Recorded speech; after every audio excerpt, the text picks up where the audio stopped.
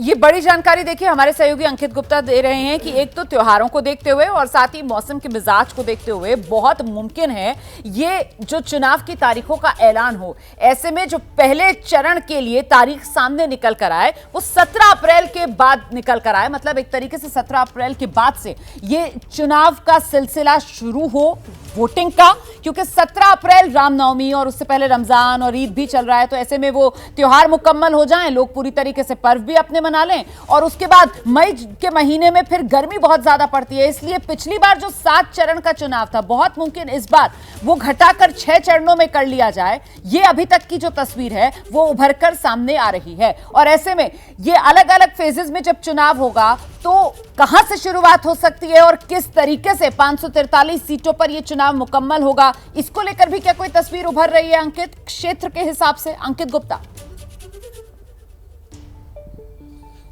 जी, फिलहाल जो सूत्र इशारा कर रहे हैं कि मुमकिन है कि पहले चरण में जो है इधर जो पंजाब के आसपास का इलाका हो और उसके बाद में धीरे धीरे करके जो आप सेंट्रल इंडिया की तरफ आगे बढ़े। नॉर्थ ईस्ट का जो इलाका जो हो सकता है कि पहले 2-3 चरणों में करवा लिया जाए और उसके बाद में जब आप जो है सेंट्रल इंडिया की तरफ बढ़ते हैं जहां पर जो है कुछ ऐसे भी इलाके आते हैं जहां पर नक्सल, जैसे छत्तीसगढ़ का इलाका हो गया या महाराष्ट्र की सीमा से सटा हुआ वो इलाका जहां पर जो है थोड़ी सी जो है हिंसा की आशंका रहती है, उन इलाकों में जो फोर्सेस का डिप्लॉयमेंट किया जा सके। तो कोशिश ये की जा सकती है कि जम्मू कश्मीर, पंजाब, नॉर्थ ईस्ट का जो वो इलाका है जहां पर फोर्सेस का पहले मूवमेंट करके वहां पर चुनावों को संपन्न करवा लिया जाए और उसके बाद उन फोर्सेस का डिप्लॉयमेंट उन इलाकों में किया जाए जो थोड़े संवेदनशील क्षेत्र हैं। तो कुल मिलाकर के चर्चा अभी जो कुछ देर पहले जो तीनों चुनाव आयुक्तों की हुई है उनमें इन तमाम पहलुओं पर विचार हुआ है। लेकिन फिर दोहरा रहा हूं, आपसे 10 मिनट पहले ही हमने अपने दर्शकों को बताया था कि मुमकिन है कि कल ही चुनावों की तारीखों का ऐलान हो और अब आधिकारिक तौर पर यह जानकारी आ गई। एक और बड़ी जानकारी,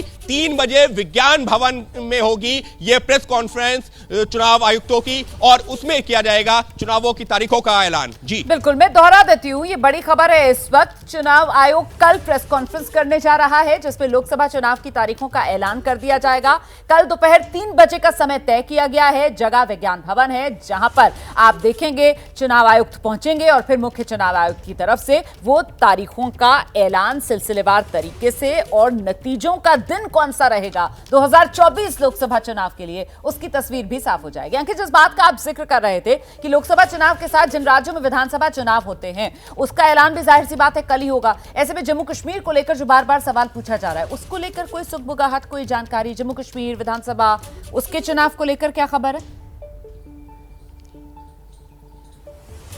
हालांकि रोमाना हम लोगों के जहन में भी यही सवाल था, कोशिश भी की सूत्रों से उस बात का जवाब मिल सके। तो फिलहाल जो सूत्र इस बात की ओर इशारा कर रहे हैं कि अभी जम्मू कश्मीर के विधानसभा चुनाव शायद ये हो सकता है कि हो इसी साल में हो, मुमकिन है अगले 3-4 महीने में हो। लेकिन फिलहाल अभी जो सूत्र इशारा कर रहे हैं कि लोकसभा चुनावों के साथ में जम्मू कश्मीर के विधानसभा चुनावों की तारीखों का ऐलान नहीं होगा, जो ये सूत्र इशारा कर रहे हैं। बाकी केंद्रीय चुनाव आयोग ने क्या तय किया हुआ है वो जो कल तो अब 3 बजे साफ हो ही जाएगा। लेकिन सूत्र इसी बात की ओर इशारा कर रहे हैं कि कल जो चुनावों की तारीखों का ऐलान होगा उसमें जम्मू कश्मीर राज्य के विधानसभा चुनावों की तारीखें नहीं होंगी। लेकिन महत्वपूर्ण क्या है? महत्वपूर्ण यह है कि एक सूत्रों से जानकारी मिल रही है कि मई के आखिरी हफ्ते में मतगणना हो जाएगी, यानी कि मई के आखिरी हफ्ते तक जो है नई सरकार का स्वरूप भी हमारे सामने आ जाएगा। जी बिल्कुल, देखिए मई के आखिर तक तो नई सरकार का शपथ ग्रहण भी हो जाएगा, जाहिर सी बात है। हम सीधे दर्शकों को लेकर चलते हैं, हमारे सहयोगी आशीष कुमार सिंह भी इस वक्त मौजूद है और आशीष से जानते हैं। आशीष, थोड़ा इंतजार लंबा हो गया इस बार चुनाव आयोग की तरफ से प्रेस कॉन्फ्रेंस और तारीखों के ऐलान का, लेकिन कम से कम ये अच्छी बात कि खबर साफ हो गई है। कल दोपहर 3 बजे लोकसभा चुनाव की तारीखें और नतीजों का दिन देश के सामने होगा। बिल्कुल, लोकतंत्र का उत्सव, सबको बहुत समय से इंतजार था। ठीक कह रही है, एक चुनाव आयुक्त ने इस्तीफा दे दिया इसलिए थोड़ा सा प्रोलॉन्ग हुआ। मुझे लगता है 1-2 दिन पहले अनाउंस हो सकता था शेड्यूल। पहले तो मैं ये दिखा दूं सभी दर्शकों को, अपने कैमरामैन से मैं रिक्वेस्ट करूंगा, ये वो नोटिफिकेशन आ गया है रोमाना जिसका जिक्र अंकित और आप लगातार कर रहे हैं। ये देख लें आप, जो औपचारिक तौर पर बाकायदा इलेक्शन कमीशन ने अपने वेबसाइट पर नोटिफिकेशन निकाल के इस बात का ऐलान कर दिया है कि कल दोपहर 3 बजे लोकसभा चुनाव 2024 का जो तारीख होंगी, जो स्केड्यूल होगा, उसका ऐलान चुनाव आयोग की तरफ से कर दिया जाएगा। इसकी औपचारिक घोषणा, ये वो आधिकारिक नोटिफिकेशन है जो मैं आपको स्क्रीन पर दिखा रहा हूं। कल 3 बजे औपचारिक घोषणा कर दी जाएगी। आप बिल्कुल ठीक कह रही थी, आप और अंकित चर्चा कर रहे थे कि 6 से 7 फेज में हो सकता है। मैं बस इस ओर ध्यान आकर्षित करना चाहूँगा, आपके साथ बड़ा एमिनेंट पैनल है, उस पर ज़्यादा वो विस्तृत बता सकेंगे कि कई बार पिछली बार का लोकसभा चुनाव मुझे याद है सीईसी की तरफ से कहा गया था कि एक आध फेज ऐसे थे जिनको 2 हिस्सों में बांट दिया गया था। तो लगातार हमने ये सवाल पूछा था कि आप कह रहे हैं 7 फेज, लेकिन हो तो 9 फेज रहा है। तो कुछ जगह कुछ कंस्टिट्यूएंसीज में दिक्कत आती है जिसमें वो 2 दिनों में डिवाइड कर देते हैं, लेकिन फेज 1 लेते हैं। तो हमें भी ये सोर्सेज से जानकारी मिल रही है कि तकरीबन 7 फेजेस में ये चुनाव एक बार फिर से कराए जा सकते हैं।